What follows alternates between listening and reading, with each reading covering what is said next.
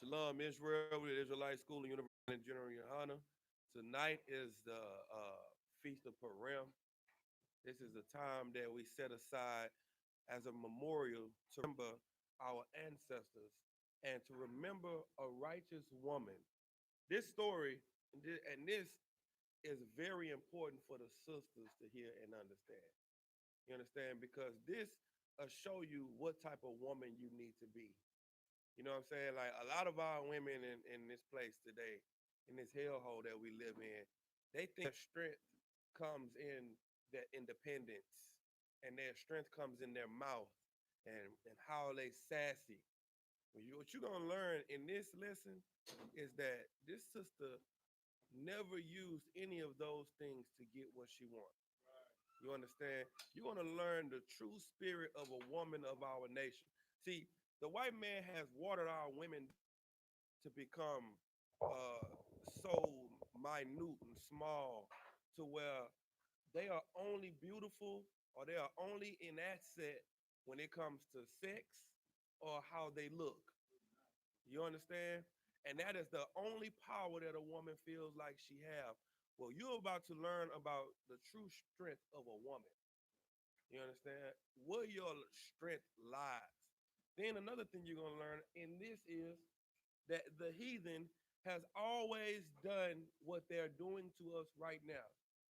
One thing that we like to say is about history is what's something we say about history? It repeats itself. If you knew better, you would do better. Only reason the things happen the way they happen is because you don't know what's going on. You don't know the past that you had, so you don't know that you're repeating something. You understand? So let's start with Esther chapter 1, verse 1, and let's get into it so we can give you some understanding. We're gonna show you the true spirit of a woman. We're gonna show you what a woman is supposed to act like. Then we're going to examine these other nations and we're going to see how they've been dealing with us as well. All right. Y'all got the other mic hooked up? No sweat. We just gonna have to read loud. Sean Posh, set up the other mic. Somebody read Esther 1 and 1. The book of Esther, chapter 1, verse 1. Now it came to pass in the days of Asherus. Asherus. Uh-huh. This is Asherus, which resigned, Salakia, which reigned from India even into Ethiopia. All right. This Asherus, this man is also known as Artaxerxes. This is a Persian ruler. You all right? If you watch the movie 300, this a lot of people like to always say, we were the people in 300. We were people in 300.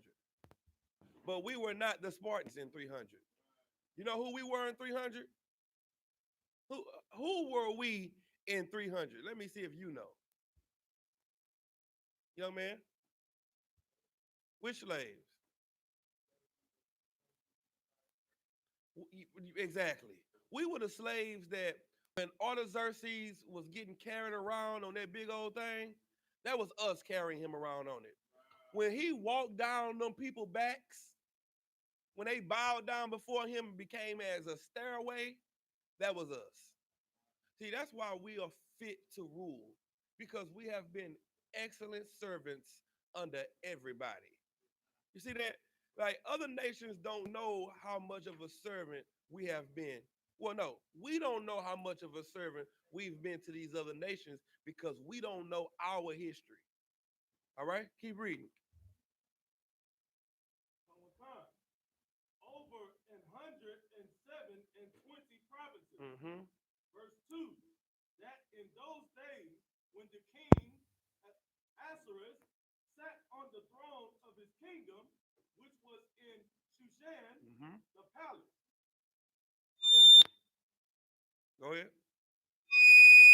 Just turn it down. Verse 2. Oh, Salakia. Verse 3. In the third year of his reign, you can turn down some more. In the third year of his reign, he made a feast unto all his princes and his servants. Go ahead. The power of Persia and Media. Keep reading. The nobles and princes of the provinces being before him.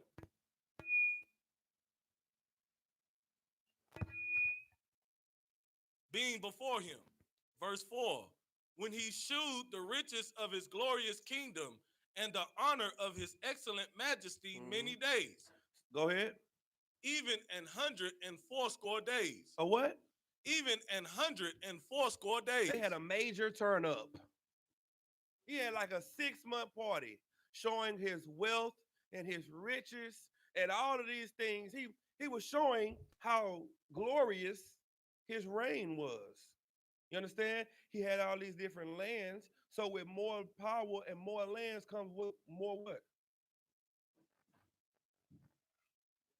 More riches, more wealth. Keep reading. Verse 5. And when these days were expired, the king made a feast unto all the people that were present in Shushan, the palace, Right. both unto great and small, 7 days, in the court of the garden of the king's palace. So they had this big feast. They having this big party. They turning up. They having an excellent time. This is going on for months now. So in the midst of this celebration, he want to do what any man want to do. Drop down to verse 9. Khan, the book of Esther, chapter 1, verse 9. Also, Vashti, the queen, made a feast for the women in the royal house, which belonged to King Ahasuerus. So now his wife is saying, you having your big party? I'm going to have my own party. You understand? It's the same thing your wife wants to do now. We're going to have our women's side. You're going to have the men's side. You understand? Keep reading. Khan. On the 7th day, when the heart of the king was merry with wine, he commanded Mehuman, Besta, Herbona, Bigtha, Abagtha, Zethar, and Carcass, the 7 chamberlains that served in the presence of Ahasuerus, the king. Go ahead. To bring Vashti the queen before the king with the crown royal. What did he ask to do? To bring who? To bring Vashti the queen before the king with the crown royal. Hey, Ashana Posh, fix the mic out. Go ahead. Keep reading. So now what is he doing? He's asking them to call for his wife. Go tell my wife to come in here because what did he want to do to his wife?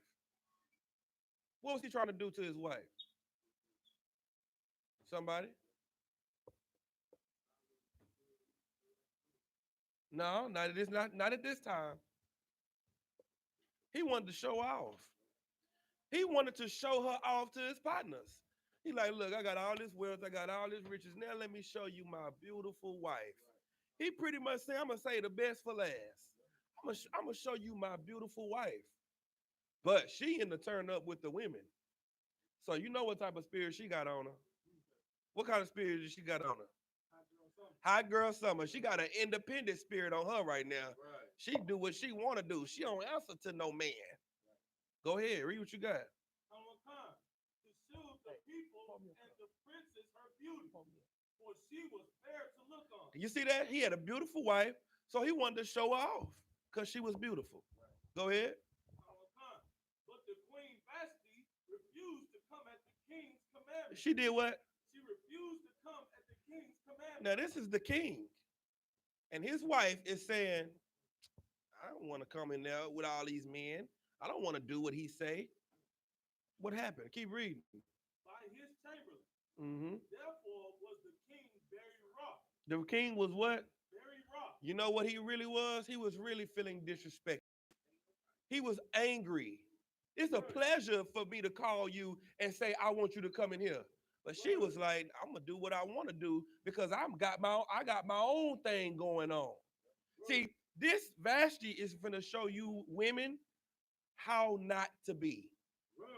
You understand? You're gonna see how not to be and how to be. Keep reading. And his anger and burned in him. Verse 13.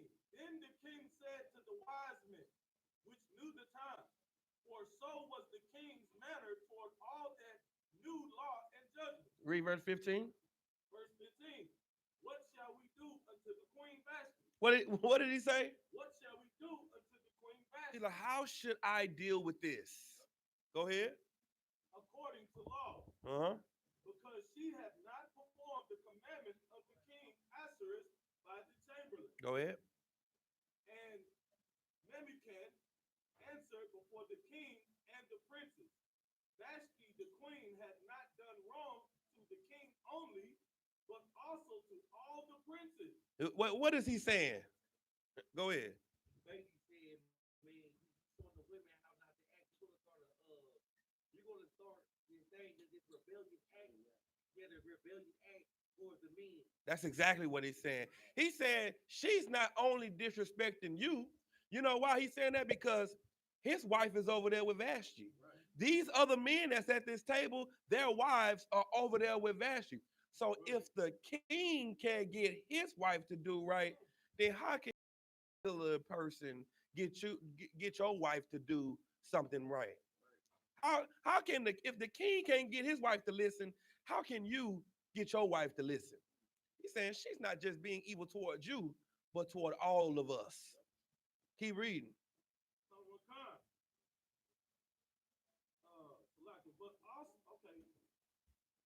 but also to the princes and to all the people that are in all the provinces of the king Ahasuerus. Mm-hmm. For this deed of the queen shall come abroad unto all women, so that they shall despise their husbands in their eyes. If you don't listen to your husband, then you do what to your husband? Despise their husbands in their eyes. If you don't respect your husband, then you what? Despise their husbands in their eyes. You really hate him. If you don't listen to your Lord, then you really hate your Lord. That's what he's saying. This is what heathens understood. These ain't Israelites. These are heathen. These are Persians, East Indians. But they knew that if this one woman could act a fool, then the rest of these women gonna act a fool. Keep reading. When it shall be reported, the king Ahasuerus commanded Vashti, the queen, to be brought in before him, but she came not. Mm-hmm. Likewise shall the ladies of Persia and Media say this day unto all the king's princes, which have heard of the deed of the queen. Thus shall there arise too much contempt and wrath. It's gonna cause too much strife in all of our houses if we let this go on without being punished. If we don't fix this now, this is gonna cause a chain reaction in all of our communities. Guess what? Because we haven't been training and fixing our wives, it has had a chain reaction, and it has went down from granny to the mama to the daughter to the granddaughter and the great granddaughter, all the way down to what you have to deal with today, because it never got checked at the head, and that's what it has to be. This has to be checked from the top. You see what I'm saying? All of these things that's going on got to be checked from the top as men. So go ahead, keep reading. Verse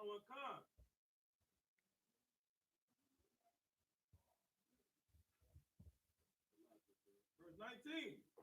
If it please the king, let there go a royal commandment from him, and let it be written among the laws of the Persians and the Medes. The Medes, yeah. That it be not altered, that Vashti come no more before King Ahasuerus. What was their solution? That Vashti come no more before King Ahasuerus. They said, we know how to fix her. From now on, she can't come around. She don't want to listen? No sweat. She won't have to listen no more. Guess what? You don't have that option. You know why? Because your wife is your wife forever. Right. This heathen can let her go. He ain't bound to the laws that we bound to. We can't do that. That's why, like General Muhammad says, 90% of picking a wife is picking a wife. Picking her. the choosing. You understand? Keep reading. Count one con. And let the king give her Go ahead. and let the king give her royal estate unto another that is better than she. Let him do what? Let the king give her royal estate unto another that is better than she. Let me tell you something. You can't do what Asarif did. You can't do what Artaxerxes did, but you can do what David did. You know what David did? When his wife had an attitude and was talking crazy to him, he just didn't give her no kids. Can do that. You can for the rest of her life. You can do that. Mm. What she must do is respect you. Keep reading. Count one con. And when the king's decree which he shall make shall be published throughout all his empire, for it is great, all the wives shall give to their husbands honor, both to great and small. Both to what? Great and small. Listen, man, once you do this, then these women will respect us. They will respect the rich man and the poor man. We won't have this problem no more. She gonna be the last hot girl summer. This is gonna be the last hot girl summer right here. That's what they were saying. What verse you at? Verse 21, sir. Go ahead. Count one con. And the same pleased the king and the princes.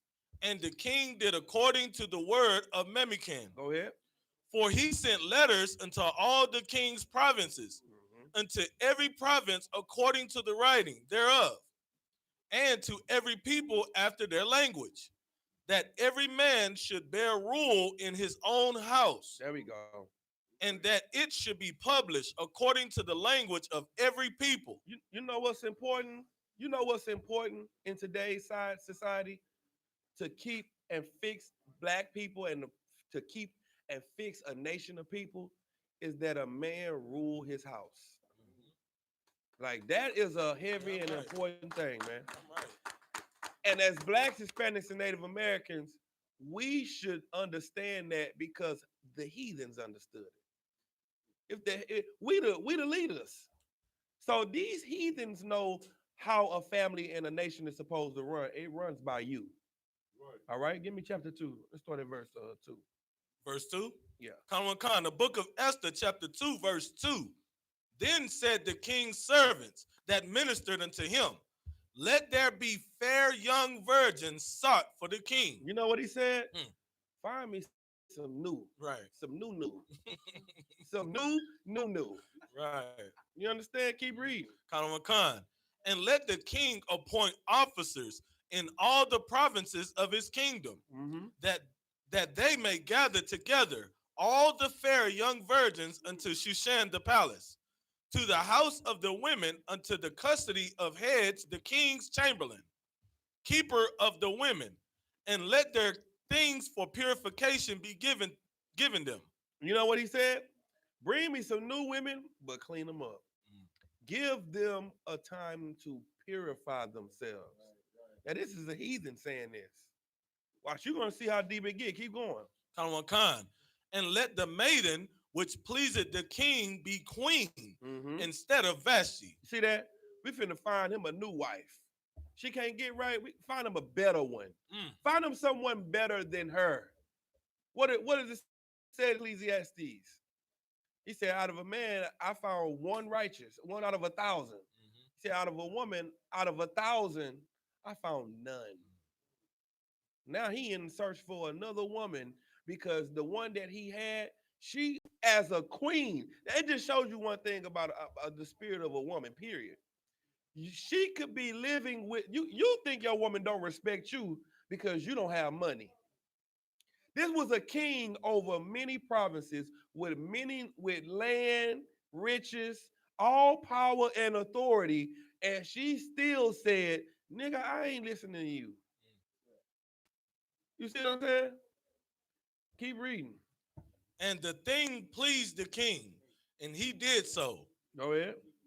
Now in Shushan the palace, there was a certain Jew whose name was Mordecai, the son of Jair, the son of Shimei, the son of Kish, a Benjamite, who had carried away from Jerusalem with the captivity which had been carried away with Jeconiah, king of Judah, whom Nebuchadnezzar, the king of Babylon, had carried away. Go ahead. And he brought up Hadassah, Hadassah. Mhm. Salakia, that is Esther. What is Esther and what is Hadassah?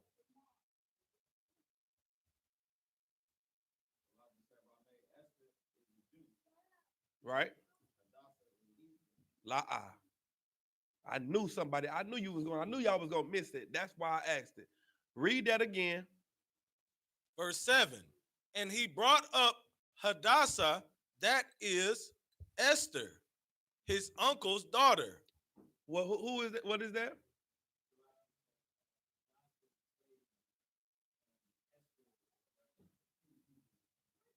Correct. Give him a hand. You see that? They had slave names and then they had Hebrew names. That sounds very familiar. They're in captivity with slave names and Hebrew names. See that? Keep reading. For she had neither father nor mother, Mhm. and the maid was fair Mhm. and beautiful, Oh yeah. whom Mordecai, when, when her father and mother were dead, took for his own daughter. So it came to pass, when the king's commandment and his decree was heard, and when many maidens were gathered together unto Shushan the palace, to the custody of Hegai, that Esther was brought also unto the king's house, Mhm. to the custody of Hegai, keeper of the women. Go ahead. And the maiden pleased him, and she obtained kindness of him, and he speedily gave her her things for purification, with such things as belonged to her, and 7 maidens, which were meet to be given her out of the king's house. He preferred her and her maids into the best place of the house of the women. So she gave her own area of the house to purify herself. All right. Verse 12. Khan, Book of Esther, chapter 2, verse 12.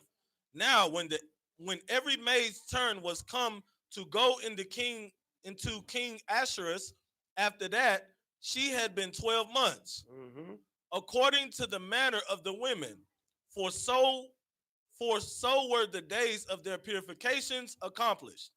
To wit, 6 months with oil of myrrh, and 6 months with sweet odors, and with other things for the purifying of the women. What does that sound like today? The 6-month rule, sir. Give him a hand. That's exactly what it sounds like. It is a time to give that box a Sabbath. Give it a day, a year of rest. He's like, look, I need 6 months to get that thing back right and smelling good. And I need another 6 months of oils and other stuff that get you right and everything you need to be. You understand? This is what he's doing. You understand? And what Commanding General YAHANNA is doing in the I.S.U.P.K with the 6-month rule is so ancient, righteous, and holy. You understand? But your pastor don't know you need a 6-month rule when you come into church. Your pastor don't see that. But Commanding General YAHANNA seen it. You understand? Keep reading. Khan. Wait. Let's drop down to verse 17. Khan, the book of Esther, chapter 2, verse 17. And the king loved Esther above all the women, and she obtained grace and favor in his sight more than all the virgins. I wonder why. I wonder why everybody liked her more than everybody else. Right. Because she was a Beyonce. She's salt. She is an Israelite. You understand? And not only was she beautiful, she had something that Vashti didn't have. It was her spirit that he really loved. You understand? You're going to see the spirit that she had and compare it to Vashti and see why she got what she got. Keep reading. Khan. So that he set the royal crown upon her head and made her queen instead of Vashti. You see that? He made her, he was like, look, this it right here. He set a crown on her head, say, this the one. Right. You understand? Now, Vashti, what you got to say about this? Right. You know what I'm saying? Keep reading. Count one Wait, con. where you at? Give me verse 19. Count one con. Verse 19. And when the virgins were gathered together the second time, then Mordecai sat in the king's gate. Go ahead. Esther had not yet shewed her kindred nor her people as Mordecai had charged her. For Esther did the commandment of Mordecai. She did what? Esther did the commandment of Mordecai. She did what she wanted to do. Esther did the commandment of Mordecai. You know what she did? She followed what a man above her told her to do. Do you know why she was there in the first place? Because Mordecai told her to be there. She was being obedient. She didn't say, I ain't finna do this. Don't nobody tell me what to do. I'm a grown woman. I don't need you to tell me how to run my life. She said, "Kun out of one kun." That's a word. Those are three most important words in a black woman's life. Kun out of one kun. It'll save your life. Give the Lord a hand for kun out of one kun. Right. You understand? Keep reading. Salakia, sir, if I could. Go ahead. That what's so heavy about that, like if you compare it to how the I.S.U.P.K do things, right? Because we do everything according to the Bible. That's like a sister coming into the school that don't have a father or husband, and you the camp leader, and she report to you, just like because Mordecai was like a father to Right, her. that was her uncle. Right, A so cousin or something like that. And it's like that's just the righteous thing, because you know how some women, they don't have that, like you point out, women in the world don't have that obedient spirit or that spirit where they will conform to a man. Right. And you come into the truth, that camp leader is who you report to and do everything through. And it was just so heavy that it's a heavy subject. Oh, sir. it's gonna get heavy. Keep reading. Con, sir. In those days, while Mordecai sat in the king's gate, Salaki, I'm gonna go. So let me set the stage. The sister she haven't even told her family she queen yet. Nobody in her family knows. So that's like Michelle Obama is the president's wife, but we don't know that Michelle is the president's wife yet. You see what I'm saying? You at work. Michelle is somebody you raised all your life, all her life. And you at work just doing your job. You understand? Keep reading. Come. Verse 21. In those days, while Mordecai sat in the king's gate, two of the king's chamberlains, Bigthan and Teresh, of those which kept the door, were robbed and sought to lay hand on the king Ahasuerus. Mm-hmm. And the thing was known to Mordecai, who told it unto Esther the queen. And Esther certified the king thereof in Mordecai's name. What did she do? Esther certified the king thereof in Mordecai's name. Mordecai dropped the dime on these heathens that was trying to kill the king. And he told it to Esther because he knew Esther was in there trying to become the queen. So this would get her closer to being the queen, not knowing she's already the queen. But what did she do when she went and told? Esther certified the king thereof in Mordecai's name. She said, "Sir, Mordecai, your servant at the gate, said A, B, and C." Right. See, a black woman right now would try to take all the credit. Look, I found out this. I found out that. Yeah, me. But what she did was uplifted her brother. She uplifted her nation. She put her brother and her nation before herself. That's something that if a black woman did right now, today in 2020, we would probably be in the kingdom of heaven. Real you talk. Understand? Keep reading. Man, all right. Verse 23. And when inquisition was made of the matter, it was found out. Therefore, they were both hanged on a tree. And it was written in the book of the Chronicles before the king. Where was it written? It was written in the book of the Chronicles before the king. See, now, when you read the book of Chronicles, when you read our book of Chronicles, you can recognize that these are records. You understand? These are records to you're gonna see. I'll come back to that when we get to that point. Go to the next chapter. Con. Let me get another reader. The warrior, let me get you to read for me. All right. Start at chapter 3, verse 1. Throughout Habanah. It's the book of Esther, chapter 3, verse 1. After these things did King Ahasuerus promote Haman, the son of Hammedatha, and Agagite, On the what? and Agagite. the Agagite, Agagite. and advanced him, and set his seat above all the princes that were with him. I know you probably don't know, but just take a wild guess at it. What nation are the Agagites? The Agagites are Esau. So he set this white man as his right hand man. How it's funny how the white man just always find himself in a good spot. You understand? Right on the right hand of the king, right on the right hand of the rich man. Keep reading. And the king's servants that were in the king's gate bowed and reverenced Haman. They did what? Bowed and reverenced Haman. That made Haman feel real good about himself. He was a right hand man. The king's servants see him come in the door. They bow down before him. Keep reading.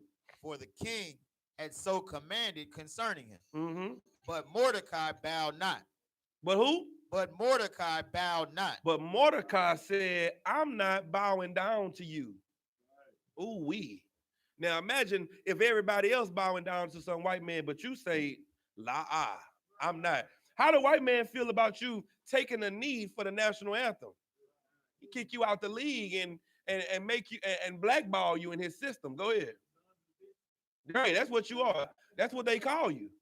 Keep reading. Nor did him reverence. Then the king's servants, which were in the king's gate, said unto Mordecai, why transgressest thou the king's commandment? You see that? That's what they cooning. That's what we would call that today. Why you won't take a knee? Unto them, that they told Haman to see whether Mordecai's matters would stand. For he had told them that he was a Jew. Why did he not bow? He was a Jew. Because he was a what? Jew. You know what that means? It must be something about Jews that we don't bow to other people. People are supposed to what? They're supposed to bow to us. We the princes of the power. You a goddamn heathen. What the hell should we bow to you for? Keep reading.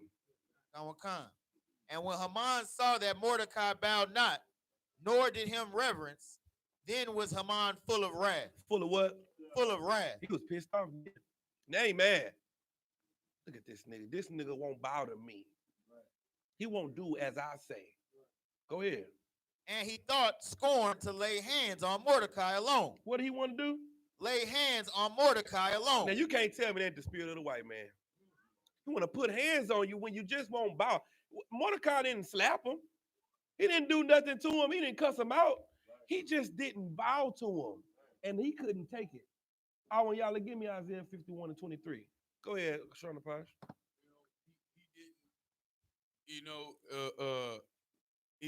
We try to, we try to get apologies from these people. You understand? After they walk up on us, ask us what we got going on. We got to stop what we doing. You know what I'm saying? To see if they sorry and to see if they will get a little mercy from the Most High in the end. You understand what I'm saying? And they say they can't bow down and kiss our boots. They can't bow down to us, but we better bow down to them. Right. Go ahead. What verse we at? Verse what? Verse 6. Keep going. For they had showed him the people of Mordecai. Wherefore Haman sought to destroy all the Jews. Stop. How many Jews disrespected Haman? One Jew. How many people did Haman want to kill? All of them.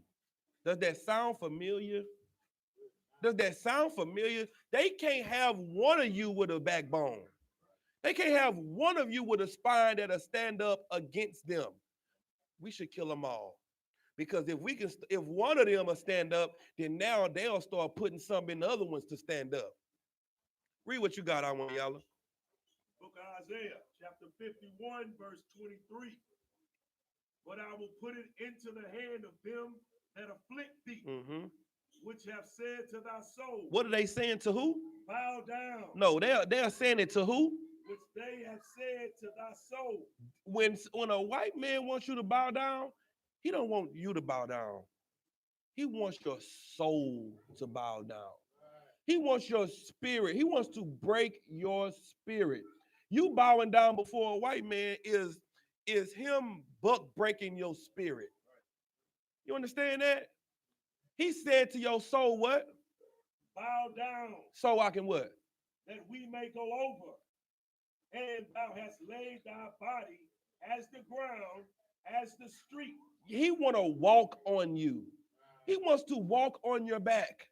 And the Lord knows that. That's why the Lord tells you not to bow to no one. Because they just want you to bow down to them as an act of humility because they feel like they are better than you. Because the Lord said you are better than them. Go ahead. So not only are we already in a low state, being captive, being, serving out a punishment in their civilization, after we make them great, they still want us to lay down physically on the ground and grounded us into the goddamn dirt, man. Right. They want us to lay in it as you, well. You oppress us. You take our nationality. You take our tongue. You take our land. You take everything from us, and we still got to physically bow down before you. They want your soul, like. This is a battle for your soul. That's what this is. Go ahead, the YAHANNA. Khan. Haman sought to destroy all the Jews that were throughout the whole kingdom of Ahasuerus, even the people of Mordecai. In the first month, that is, the month of Nisan, in the 12th year of King Ahasuerus, they cast pur, that is, the lot before Haman, from day to day, and from month to month, to the 12th month, that is, the month Adar. Keep going. And Haman said unto King Ahasuerus, there is a certain people scattered abroad. No, they're all people. A certain people scattered abroad. Go ahead. And dispersed among the people in all the provinces of thy kingdom. Go ahead. And their laws are diverse from all people. And their what? Laws are diverse from all people. You see why they hate us? They don't hate us because of the crimes we commit against them. They hate us because we do not come together with them. Because we are different from them. That's why they hate us. These brothers ain't did nothing other than not conform. Keep reading. Neither keep they the king's laws. Then he said what? Neither keep they the what? The king's laws. They laws are different, and they don't listen to you, king. They say you legalize the weed, and they don't smoke it. You say that they can eat pork, crab, shrimp, and lobster, and they won't eat it. We got to do something about these people. Go ahead.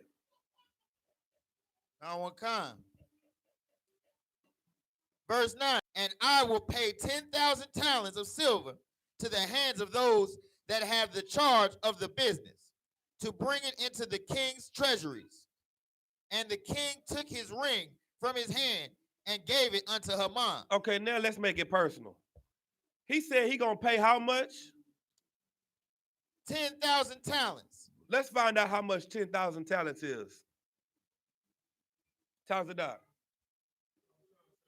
Look in the chat and get that. Get that. Let me get that real quick. He said he's gonna pay 10,000 talents, right, to destroy and kill these people, right? Let's see how much that is in today's money. Keep reading. You ready? You got it? Go ahead.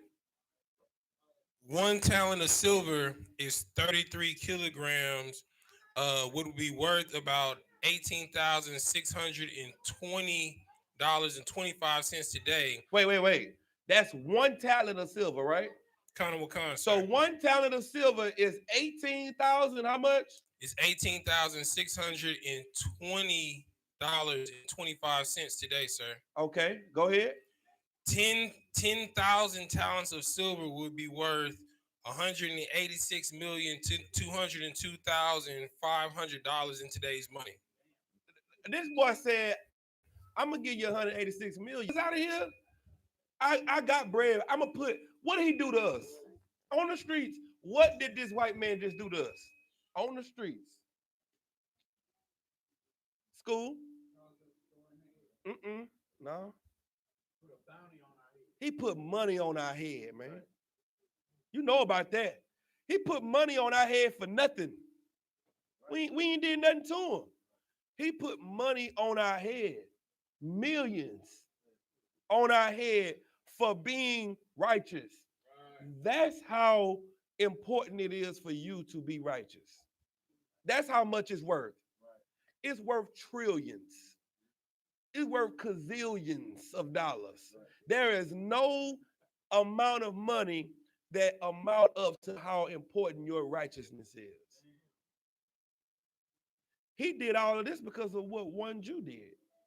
One Jew did this and he wanted to kill them all. Keep reading. And the king took his ring from his hand and gave it to Haman, the son of Hammedatha, the Agagite, the Jews' enemy. The Jews what? Enemy. See, your Christian pastor leads you to believe we have no enemies. We all the same. We should all love each other. But the Jews have enemies. Keep reading.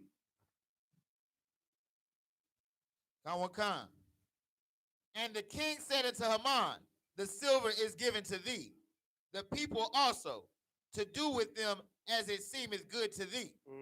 Now, one thing about it is the king didn't know who he was trying to kill. Because he didn't say who, he just said these people. He didn't know who he was killing. He didn't know who he was giving the order to.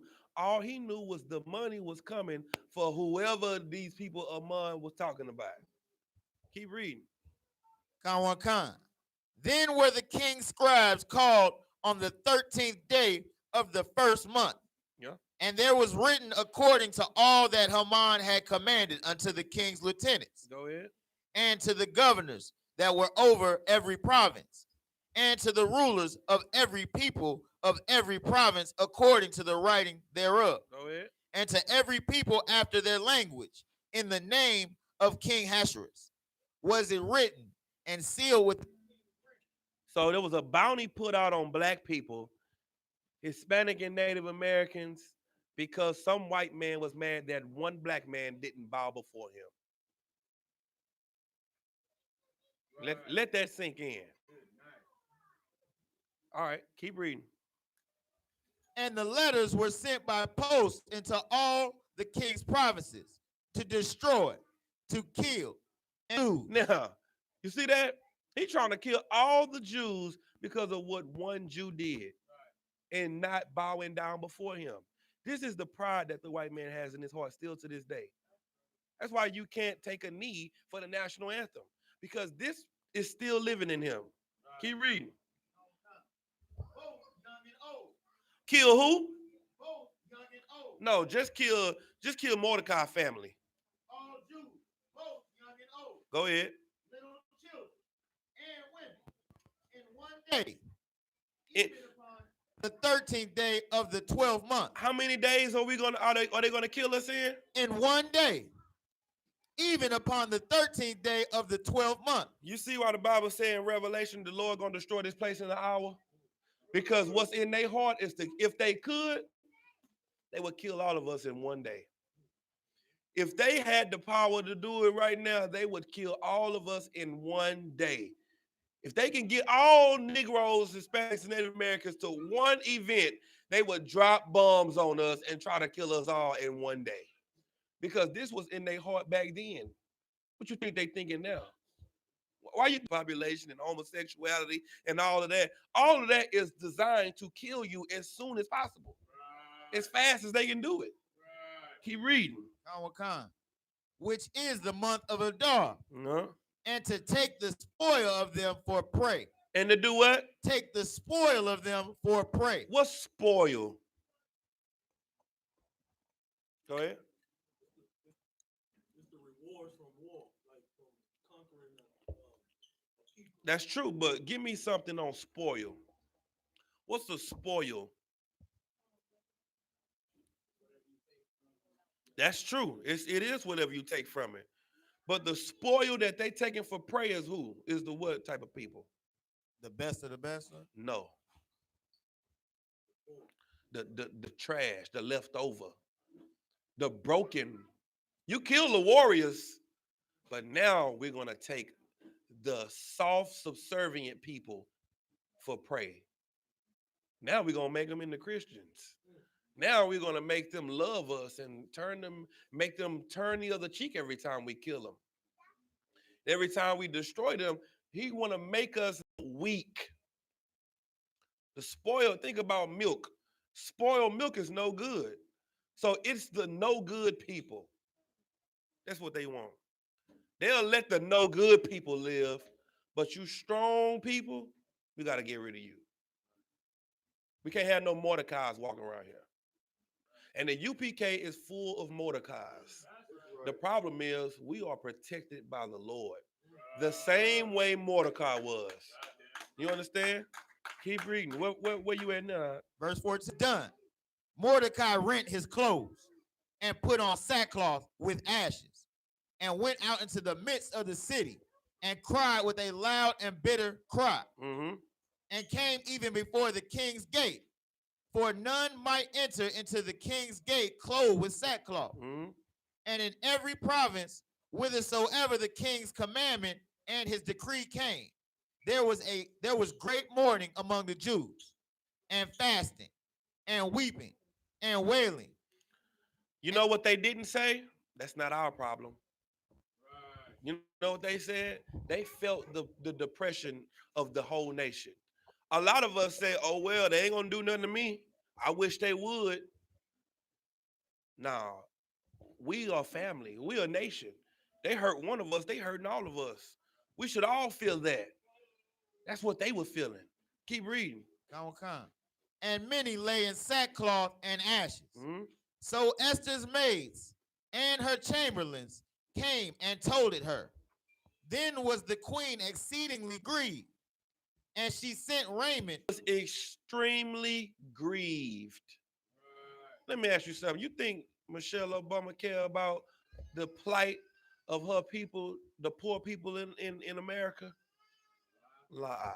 She don't give a damn. Because of what? Why don't she care? No, I'm rich. This sister was the queen, and she still cared about the poor. You see what I'm saying? That's what our sisters in the UPK are. Our sisters in the UPK, we teach them that. Yes, you are in America where America loves you and will give you more money and they will hire you faster. And you know what our sisters in the UPK do? They bring that white man money back into the UPK to help the poor. Give our sisters a hand. We raising up Esther's in the UPK. You understand? Keep reading. Come. And she sent raiment to clothe Mordecai and to take away his sackcloth from him, but he received it not. Then called Esther for Hattak, one of the king's chamberlains, whom he had appointed to attend upon her, and gave him a commandment to Mordecai. Go ahead. To know what it was and why it was. Go ahead. So Hattak went forth to Mordecai unto the street of the city, which was before the king's gate. Go ahead. And Mordecai told him of all that had happened unto him, and of the sum of the money that Haman had promised to pay to the king's treasuries for the Jews to destroy them. He was like, listen, man, he just dropped millions of dollars on killing us. We don't stand a chance. We got to do something about this. This is serious. Now you got the poor talking to the rich, and everything in between is going to fill up. Keep reading. Verse 8. Also, he gave him the copy of the writing of the decree that was given at Shushan to destroy them, to show it unto Esther, and to declare it unto her, and to charge her that she should go in unto the king to make supplication unto him. He was like, look, you see this? I ain't playing. Look at this. This is the paperwork. This is what they finna do to us. They gonna kill us all in one day. You gotta do something about this. That's why he's presenting this to her. You think the Lord put you in this house for you to be there and be pretty? No, the Lord sent you in there to save us. The same way the Lord sent Joseph before us into Egypt to save us. You know what I'm saying? You got to understand that the Lord don't put you in these high places with these great jobs to save yourself and get you out of the hood. It's to save us, the family, your nation, your kinsmen. That's what our sisters need to understand. You look at your job and you look at your money and you think it's your money. It's for the nation. That's right. Keep reading. Don't come. And to make requests before him for her people. For who? Her people. For herself? Her people. You see that? This is for her people. Now, how many rich women do you hear talking about their people? Damn sure not Oprah. Give him a hand. Damn sure not Gail. They don't give a damn about our people. Go ahead. Con. And Hatak came and told Esther the words of Mordecai. Mm-hmm. Again, Esther spake unto Hatak and gave him commandment unto Mordecai. All the king's servants and the people of the king's provinces do know that whatsoever, whether man or woman, shall come unto the king into the inner court, who is not called, there is one law of his to put him to death. To do what? To put him to death. So this law is, if you come to the king without having an appointment, then he gonna kill you. That's how it works. Go ahead. Con. Except such to whom the king shall hold out the golden scepter, that he may live. But I have not been called to come in unto the king. She like, I ain't afraid to go talk to him, but if I go in there without an appointment, then he gonna kill me. Because I have to have an appointment to go in here and talk to the king. Period. Go ahead. Con. Unto the king these 30 days. And they told to Mordecai Esther's words. Then Mordecai commanded to answer Esther. Think not with thyself. Don't think with what? Thyself. Don't think about who? Thyself. Go ahead. That thou shalt escape in the king's house. Don't think you gonna get away because you in the king's house. Go ahead. More than all the Jews. More than us. Don't think you safe because you still a nigga too. Remember, you are one of us as well. What he tell him? Don't think that you safe because you're in the king's house. Drop down.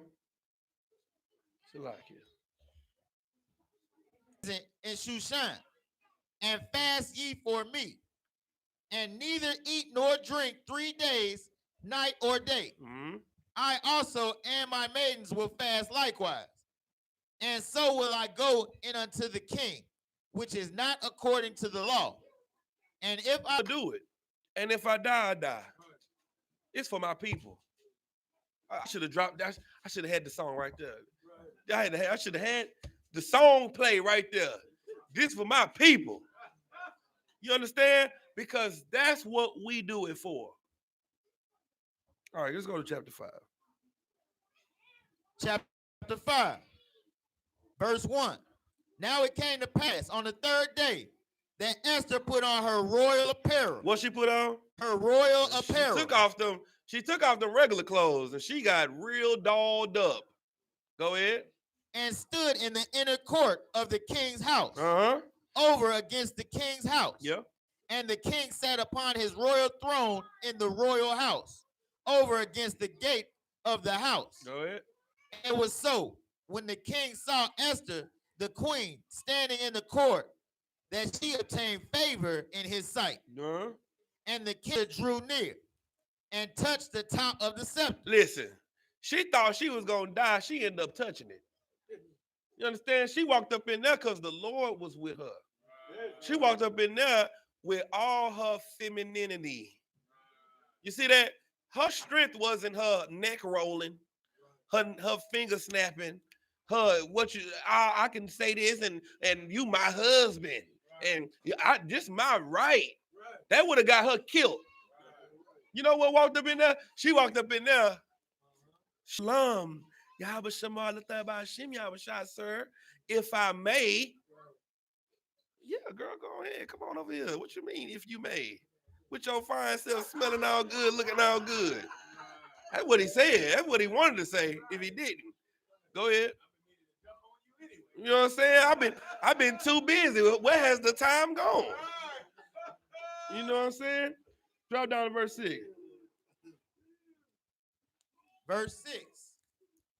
And the king said unto Esther. Hey, tell Uriah to come here. Somebody, get Uriah. No, go ahead, young man. Go ahead, I'm listening. And the king said unto Esther at the banquet of wine, what is thy petition? And it shall be granted thee. And what is thy request? Even to the half of the kingdom it shall be performed. Yeah, listen to what he's saying. You're like, look here, baby girl. What you want? Whatever it is, it's gonna be granted to you. And whatever, do you want the half of the kingdom? Because if you want the half of the kingdom, I'm gonna give it to you. That's what he said. She ain't said nothing to him yet. He offering it to her because of how sweet she is. Go ahead. You can have whatever you like. That's basically what he's saying. Go ahead, keep reading. Khan. And what is thy request? Even to the half of the kingdom it shall be performed. Go ahead. Then answered Esther and said, my petition and my request is, if I have found favor in the sight of the king. What she say? If I have found favor in the sight of the king. Look, the butter, the roll is already buttered. But she putting more butter on the roll. She buttering it all up. She look, slack it, sir. But if I have found favor in your sight, please, Baba Kushar, if I may. Go ahead. And if it please the king to grant my petition. And if it please you just to grant a little old woman like me's petition, go ahead. And to perform my request, let the king and Haman come to the banquet that I shall prepare for them. All I want to do is, I want to cook for y'all. I want to have a little meeting with you and Haman. That's it. What he say? Go ahead. And I will do tomorrow as the king has said. Go ahead. Then went Haman forth that day joyful and with a glad heart. But when Haman saw Mordecai in the king's gate, that he stood not up, nor moved for him, he was full of indignation against Mordecai. Look, he had a good day until he seen a nigga. Everything was good until this nigga standing up did not bend his back for him. He was like, nah, man, okay, he got too much pride. No. Everything was good until I seen him standing out there, everybody bow down, he's standing up with that afro. You understand? Drop down. Drop down. Okay, read verse 10. Verse 10. Nevertheless, Haman refrained himself. And when he came home, he sent and called for his friends and Zeresh, his wife. And Haman told them of the glory of his riches and the multitude of his children. Drop verse 13. Verse 13. Yet all this availeth me nothing, so long as I see Mordecai the Jew sitting at the king's gate. He like, look, baby, let me tell you what happened. I had a good day at work today, boy. I'll tell you. What the queen said, she want to have dinner with me tomorrow. Oh, yeah, baby. Yeah, it's going down. But that shit don't mean nothing because that nigga won't bother me at the gate. That's what he said. He said, all that was good and fine and dandy, but all this availeth nothing because of Mordecai. One Jew made him feel like all of his riches, it just said in 11, he came home talking about all his glory and his riches and his multitude and his children and all of that. He got all the wealth. He got everything Mordecai could ever dream of, but he can't stand that this poor man wouldn't bow to him. What verse we at? 13? Verse 14. 14. Read that. Then said Zeresh, his wife, and all his friends unto him. Now this is a conversation in the white man's house. Read that. Let a gallows be made of 50 cubits high. Let what? A gallows be made of 50 cubits high. Uh-huh. And tomorrow speak thou unto the king that Mordecai may be hanged thereon. He say, look, this is what you do. That nigga won't bow to you. Let's make a gallows 50 cubits high. Do you know how high that is? How much is a cubit? Go ahead. 18 to 20. Somebody look up how many say 15 cubics? 50 cubics? Somebody look up how tall 50 cubic is. We need to see it. You need to see it in your head so you can understand it. 50 cubits high. Go ahead. It's about 75 feet high. 75 feet high. Let's string them up. 75 feet high. This building taller than 75. This building is smaller than 75 feet. 75 feet is at least 3 stories. Right? Am I wrong? Like 6 or 7 stories. 6 or 7 stories high. Look, let's build, like, you got to see that. Listen at the hatred they got for him. Let's make a 7-story hanging area for him because he won't bow to me. Keep reading. Con. Then go thou in merrily with the king unto the banquet, and the thing pleased Haman. You hear that? Look, after we kill him, then you can go to the banquet and be happy. Now you'll go in merrily to have your dinner with the king and the queen. Go ahead. Con. And the thing pleased Haman. All right. And he caused the gallows to be made. Mm-hmm. Chapter 6, verse 1. On that night could not the king sleep, and he commanded to bring the book of records of the Chronicles. Okay, now remember earlier I said we're gonna remember the book of the Chronicles, right? Now the king said he couldn't sleep this night, so now he want to read the Chronicles. It's something in my mind. I must be forgetting something through the business of days. Got a lot of stuff I got to deal with. What have I missed? So they started reading the Chronicles to him, and what happened? Keep reading. And they were read before the king. And it was found written that Mordecai had told of Bigthana and Teresh, 2 of the king's chamberlains, the keepers of the door, who sought to lay hand on the king Ahasuerus. Right. And the king said, what honor and dignity has been done to Mordecai for this? Go ahead. Then said the king's servants that ministered unto him, there is nothing done for him. He's like, okay, I remember now. He said, these dudes are trying to kill me, and that Jew that was at the gate told on him. He said, what do we do to reward him? He's like, sir, we didn't do nothing to reward him. He was like, well, I'll be damned. Okay. Outward court of the king's house. So as they're talking about this, Haman, the white man, is coming through the court. Go ahead. To speak unto the king to hang Mordecai. He's watch look how this is working. The king is sitting there talking about rewarding Mordecai, while the white man is plotting to kill Mordecai. You see this? You see how your enemy's working to destroy you while the Lord is setting you up to do something outstanding. Now watch this. Keep reading. To hang Mordecai on the gallows that he had prepared for him. And the king's servant said Read unto verse him, 6. Verse 6. So Haman came in, and the king said unto him, what shall be done unto the man who the king delighteth to honor? Now, the king like, look, I want to honor somebody. So what should I do to honor this person that I really want to honor? I just remember something. I want to reward somebody. So Haman is his right-hand man, his counselor. So he like, hey, what should I do to honor him? Watch how the white man's mind work. Read. Now, Haman thought in his heart, to whom would the king delight to do honor more than to myself? He like, who else would the king want to reward more than me? I'm his good and faithful servant. Now watch this. Watch what he start. Watch how he run it down. Go ahead. And Haman answered the king, for the man whom the king delighted to honor, let the royal apparel be brought. Now this is Haman talking.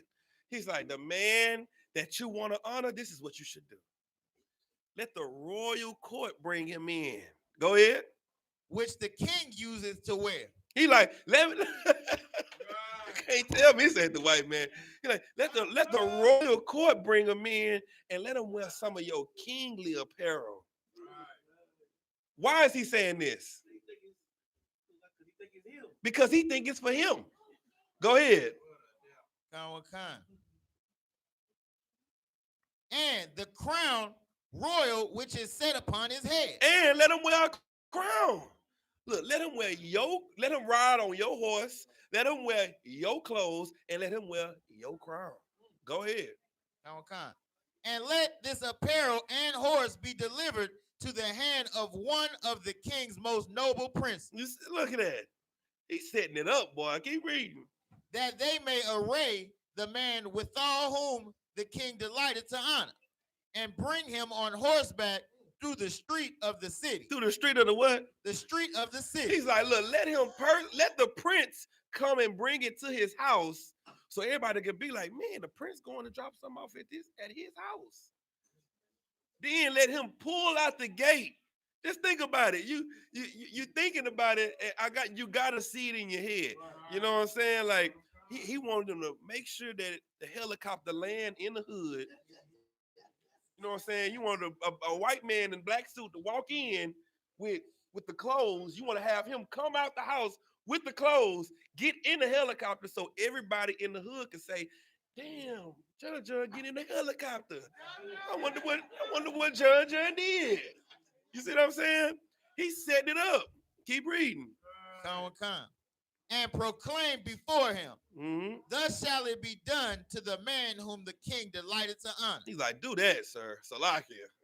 That's what you should do. That'll sure be a nice reward. Go ahead, read the next verse. Then the king said to Haman, make haste and take the apparel and the horse as thou hast said, and do even so to Mordecai the Jew. He didn't say do it slow. He said, look, hurry up. He like, hurry up and do it and get it and bring it to Mordecai the Jew. Now, what happened next? That sitteth at the king's gate. Mm-hmm. Let nothing fail of all that thou hast spoken. Mm-hmm. Then took Haman the apparel and the horse, and arrayed Mordecai. And did what? Arrayed Mordecai. Who was the prince that the Lord that he sent? Mordecai. He sent Amon. He sent the white man to go array a nigga with the royal clothes and the royal horse and the royal crown. Keep reading. And arrayed Mordecai. And brought him on horse through the sin to the king's gate. Mm-hmm. But Haman hasted to his house mourning. Go ahead. Wait. He hasted to the house what? Mourning. Doing what? Mourning. Crying like a punk. Crying like a female. Now let me ask you something. How many times have we seen in the Bible where Esau was crying? Because the white man is a crybaby when he can't get his all out and cuss their mom out. You son of a, all of that. You see what I'm saying? This is what he did. Go ahead, Doc. If I may, sir, I could just see Amon saying,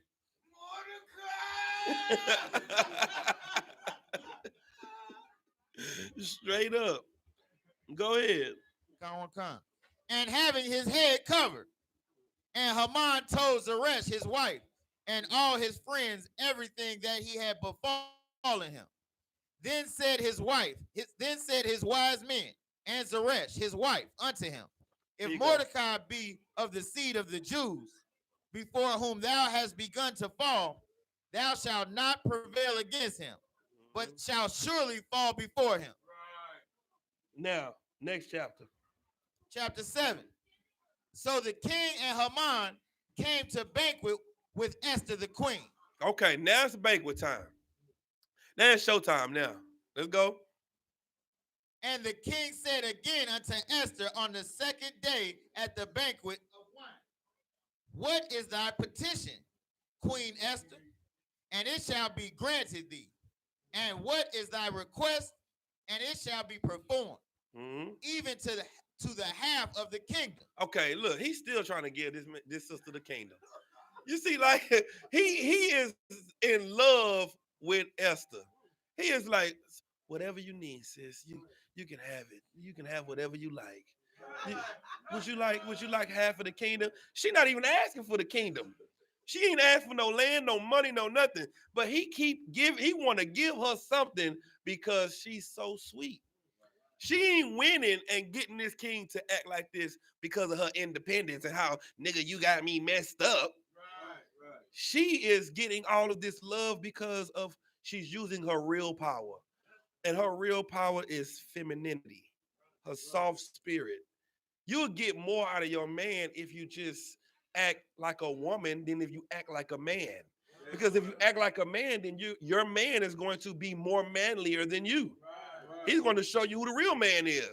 Now you're going to be in the house fighting and arguing over nothing when you should just trick him with your femininity. I'm sorry, baby. And you know he gonna say, well, baby, I ain't even mean it like that. I was really, that's if you really knew how to use your femininity. Am I giving away too much of the game, brothers? Okay, Salagi, because I ain't trying to let y'all get bamboozled in the house. You know what I'm saying? They wolf ticket and go ahead.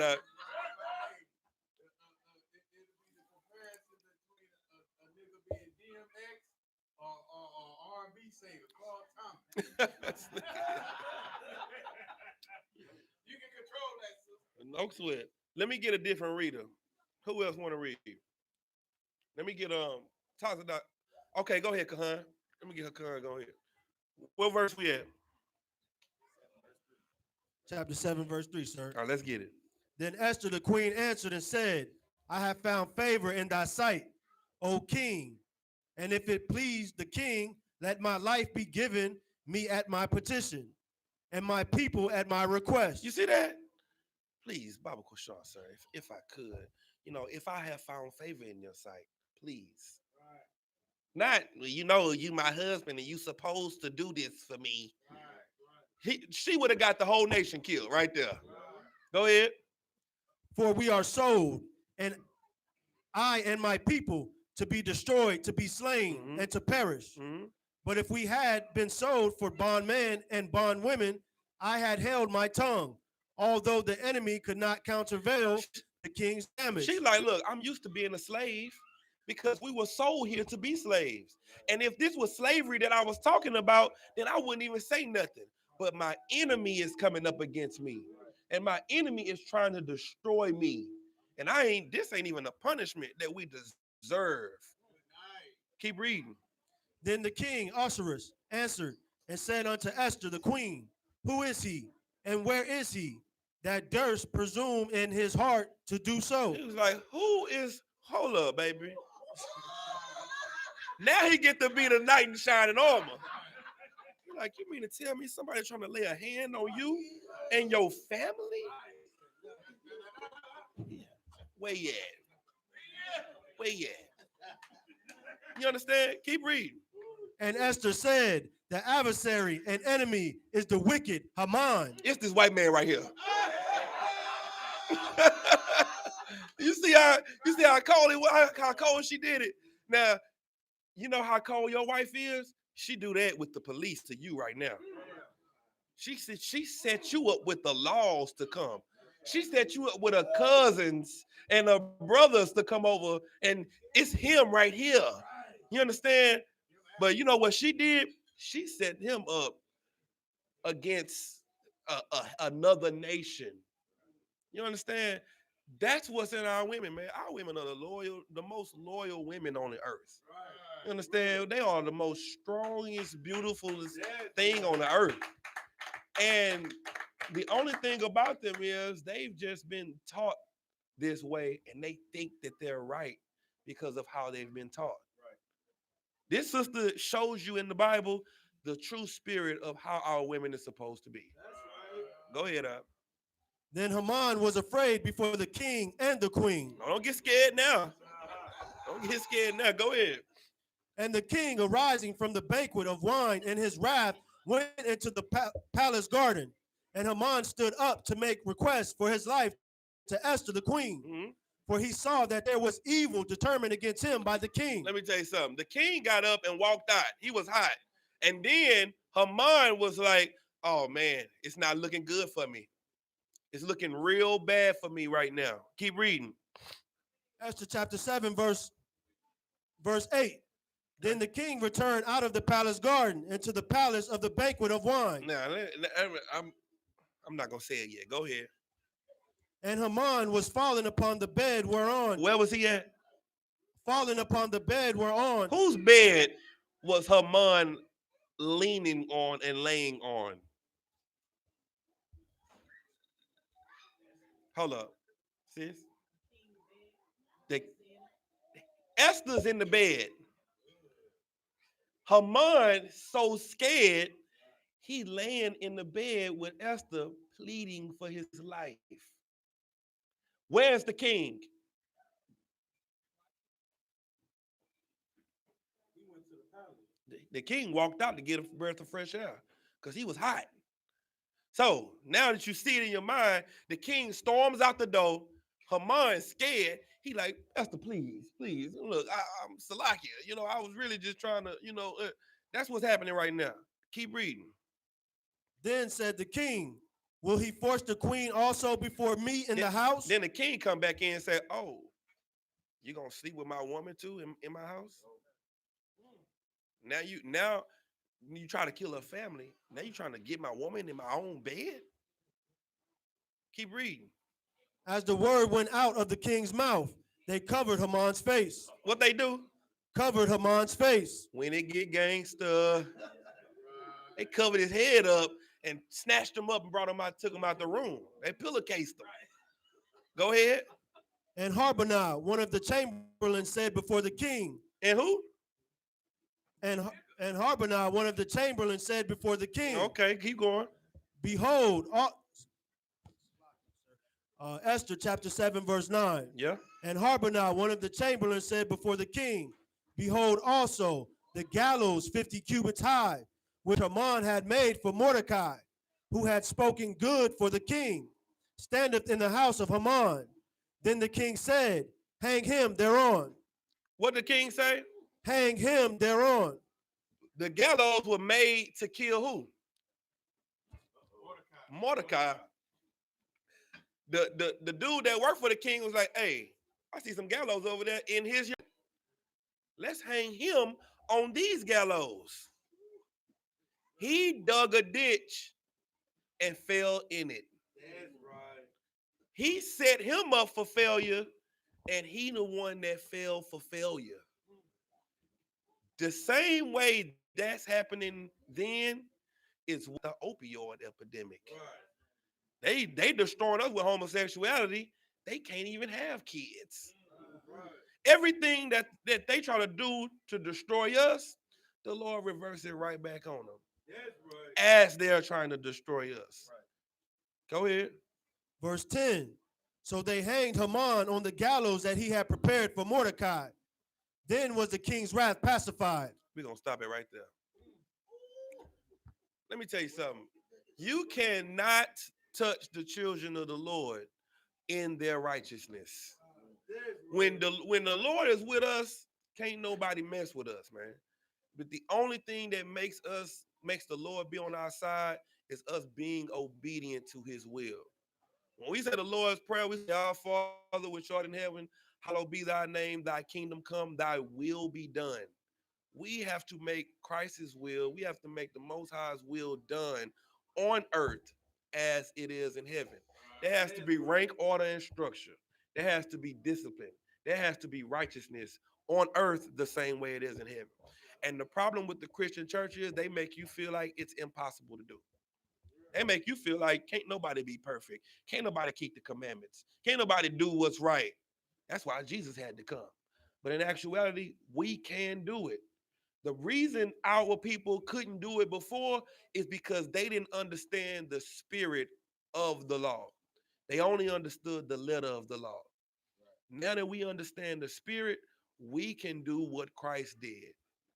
And that is what we are doing in the I.S.U.P.K and the Command in General YAHANNA. We are teaching people the spirit of the law so that we can get the hell out of this condition. Our women have to learn that same spirit so that our women can do their part. We have a part that we got to do. We got to go out on the streets. We got to raise the dead. And our women can use their gift as being subtle with their femininity. There's another sister in the Bible named Judith. If you've never heard of her, read about her. The men were scared to go out and fight. You know what she did? She went, got dolled up, smelled good, put on the earrings and the bracelets and all that kind of stuff, went to the heathens, got the king, got the chief dude drunk.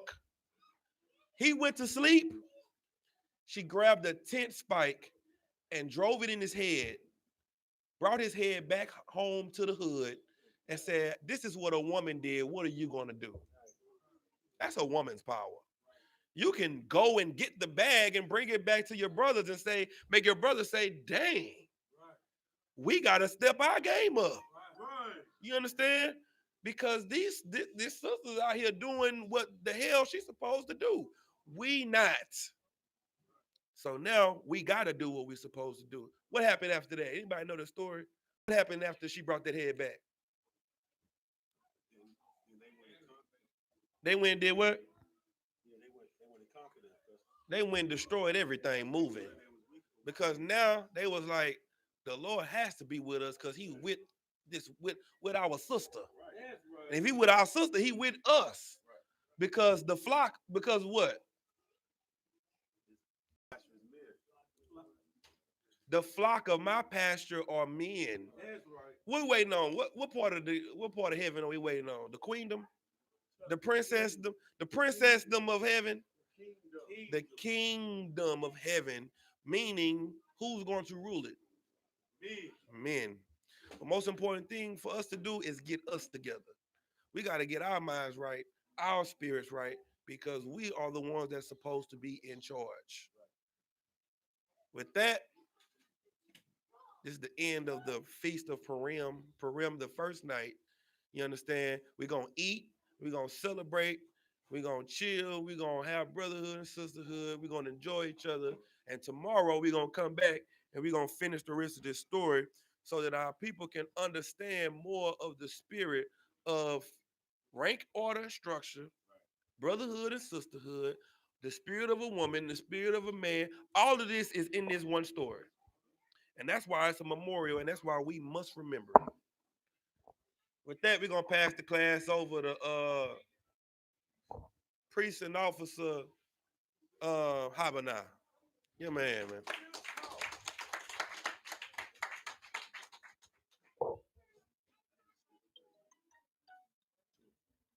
Just put it tomorrow.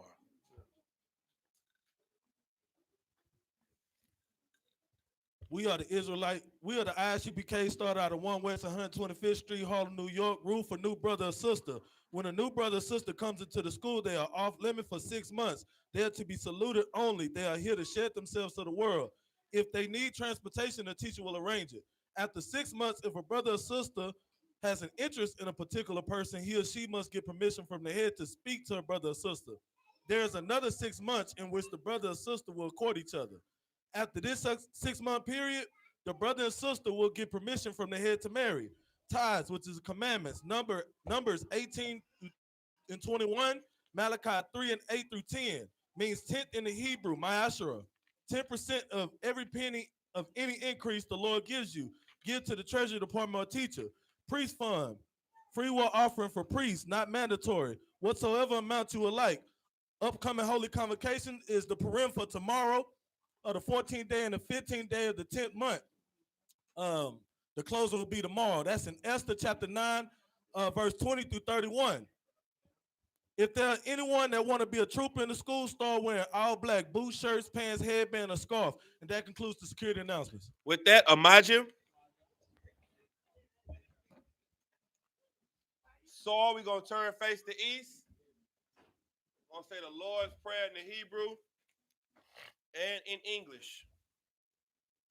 Abba Noah, Shabbat Shemayim, Kodash, Hayah, Shamka, Yahweh, Malakwaka, Baba'ah, Ratazayaka, Hayah, Aisha, Baratazah, Kawa, Hayah, Hashemayim, Atananawa, Lakam, Ko, Wayom, Wasalaknawa, Kabawafnawa, Wasalaknawa, Kabawafnawa, Wala W-I-N-Nawa, Wala Sayawa, Abo, Hayashayanawa, Mayan, Ra, Kaya, Laka, Amalakwa, Wahala, I will love you, Salakia, Wahatapara, I will love you, Aman, in the English. Our Father, which art in heaven, hallowed be thy name. Yahweh, thy kingdom come, thy will be done in earth as it is in heaven. Give us this day our daily bread. Forgive us our debts as we forgive our debtors. And lead us not into temptation, but deliver us from evil. For thine is the kingdom and the power and the glory forever. So be it. We're going to do the prayers of the curses. Since we are cursing our enemies, we are living at a time where we are trying to destroy the strongholds of this earth. This prayer needs to go forth, especially on this day. Right. Blessed are you, Yahweh, King of heaven and earth. See, he was in curses, punishment, destruction, and death to the heathen that speak against our prophets, the teachers, the princes, the priests, the Israelite brothers, and the school. See, he was in curses, punishment, destruction, and death to the heathen, and shake loose the pocket for the rich of Israel. They refused to give to the school. Forced their riches to enter into that sanctuary. Sin, he was in curse. Punishment, destruction. And death to the Edomite. And death to the Edomite. And the nation. And the drug dealers. Court system. Prison system. Planned Parenthood. All the government of our enemies. Amalek Synagogue Army. Roman Catholic Church. The Pope. Islam. Christianity. Egyptology. Militia. Ku Klux Klan. Aryan Nation. Skinhead. Posse Comitatus. Gay movie. Lesbian movie. Spies. And workers of witchcraft. That's a space program. Army, Navy, Air Force, and Marine. Wall Street.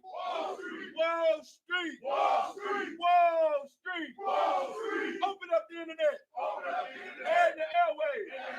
And the cable access channel. Radio channel. And convict the spirit of any of our people that seek to stop us. Bring swift death to all the heathen.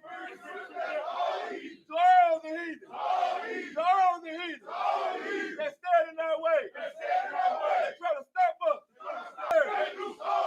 Let loose all of the terror. Cause them to go to and fro in the earth and destroy. Cause the terrorists to come against America and destroy them in a stronghold. Let America shake at the hand of the terror. Let Yahweh show Michael and Gabriel come down with the flying saucer and kill all the heathen. That come against us as we speak that word. Cause it to be known by all. And it was the angels who had done it. Cause to spread through the media. But the whole world. Cause them to shake it that coming. In the name of Yahweh Shah,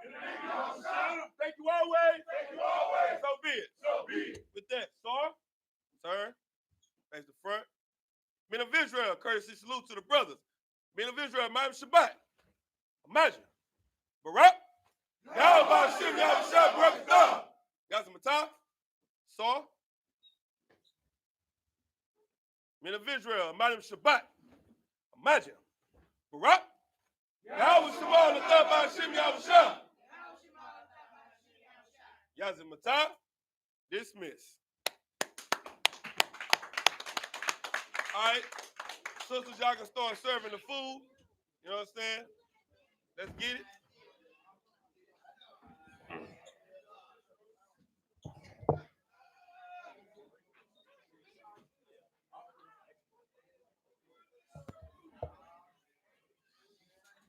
Thanks a lot.